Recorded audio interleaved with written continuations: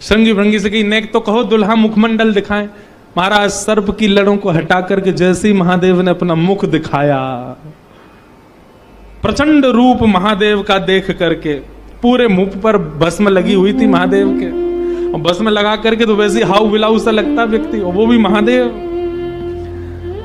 भस्म लगी है, भस्म के ऊपर ही काजल लगे हैं, भस्म के ऊपर ही पान चबा रखा, मुख से महाराज लाल लाल लर निकल रही हैं।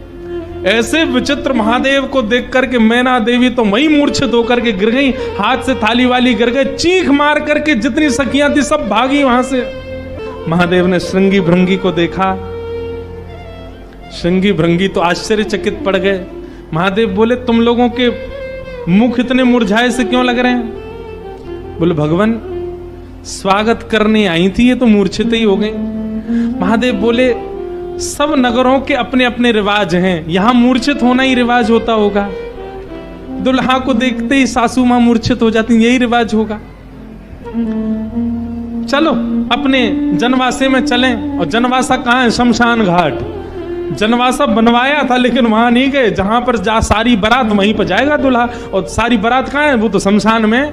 शमशान में जाकर के दुल्हा राजा बैठ गए और बार बार श्रृंगी भृंगी से कहें कोई कमी तो नहीं? बोले नहीं, बहुत बढ़िया है, सब बिल्कुल बढ़िया है। भगवान नारायण बोले भैया अब हमको चलना चाहिए, महादेव से बात करनी चाहिए, ये तो ऐसे तो काम बनेगा नहीं, ऐसे ब्याह कैसे होगा। नारायण भगवान गए और भगवान जाकर के शमशान में बैठे महादेव से जाकर के बोले यहां क्यों बैठे हो आप? बोले नगर में कोई है ही नहीं तो कहां जाएं, यहीं बैठेंगे। नगर तो पूरा खाली पड़ा है, कोई है ही नहीं स्वागत करने के लिए। एक माता जी जरूर आई थी, ये बता रहे थे वो हमारी सासू माँ, वो भी मूर्छित। बोले मूर्छित हो गई? शंकर जी बोले मूर्छित नहीं हुई, सत्यता हम बता रहे हैं आपको। और क्या हुआ था? बोले हमने उनकी थाली की ओर देखा, थाली में वो जल का लोटा लेकर के खड़ी थी, जल का लोटा उन्होंने फेंक दिया। क्यों फेंक दिया? उन्होंने सोचा जब हमारे दुल्हा की जटा से ही गंगा निकल रही है तो इनको सामान्य लोटा क्या दिखाएं हम, इसलिए उनका लोटा गिर गया। हमारे जटा पर जब उन्होंने सुंदर चंद्रमा को बैठे देखा तो उन्होंने कहा जिसका तिलक ही चंद्रमा है उसको हम रोरी चावल क्या लगाएं, इसलिए रोरी चावल छूट गए। नारायण भगवान बोले हमने सुना आपकी सासू मां मूर्छित हो गई।